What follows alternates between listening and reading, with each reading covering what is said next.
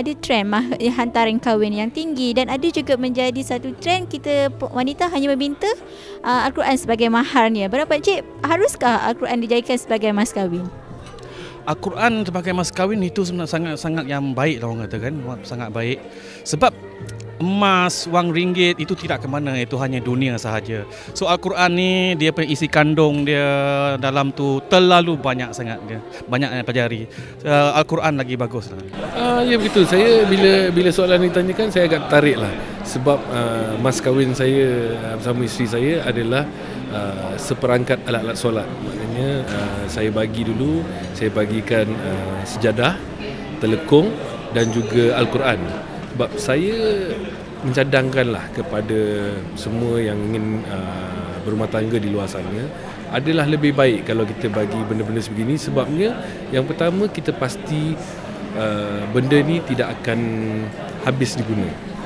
Hanya daripada segi Al-Quran akan sentiasa isteri kita membaca benda-benda begini kan.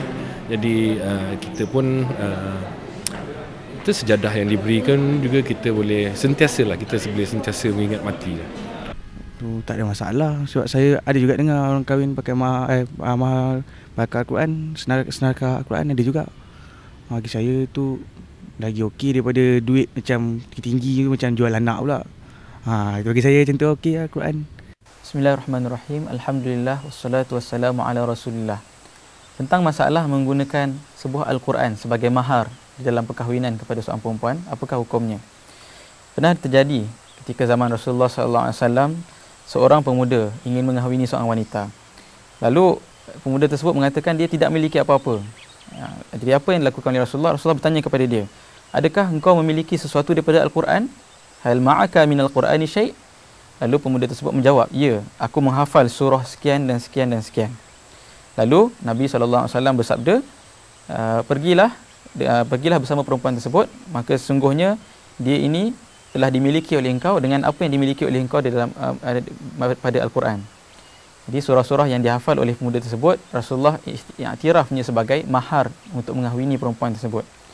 Sebenarnya untuk mahar dalam perkahwinan, apa-apa sahaja benda yang bernilai, ianya boleh dijadikan sebagai mahar.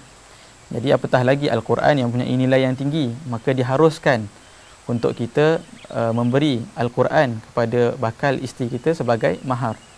Walau bagaimanapun, perkara ini sepatutnya tidak boleh dijadikan alasan bagi mana-mana lelaki untuk mengelak daripada memberikan mahar yang sepatutnya. Kerana sebenarnya fungsi mahar ini ialah sebagai satu jaminan kepada isteri di masa hadapan. Sekiranya terjadi apa-apa kezaliman ataupun penganiayaan daripada pihak suami terlupa ataupun tidak memberi lagi nafkah kepada isteri, maka mahar inilah sumber untuk isteri ini membelanjakan atau melakukan pembelanjaan. Kerana mahar ini ialah perkara yang diberikan oleh suami dan menjadi milik isteri sepenuhnya. Jadi sekiranya seorang itu mampu memberikan lebih daripada hanya sebuah Quran, disunatkan untuk dia memberikan lebih dan dia meniatkannya sebagai sedekah kepada isterinya sendiri. Dan Allah akan memberikannya ganjaran berdasarkan betapa banyaknya belanjaan yang dikeluarkan kepada isterinya. Allah.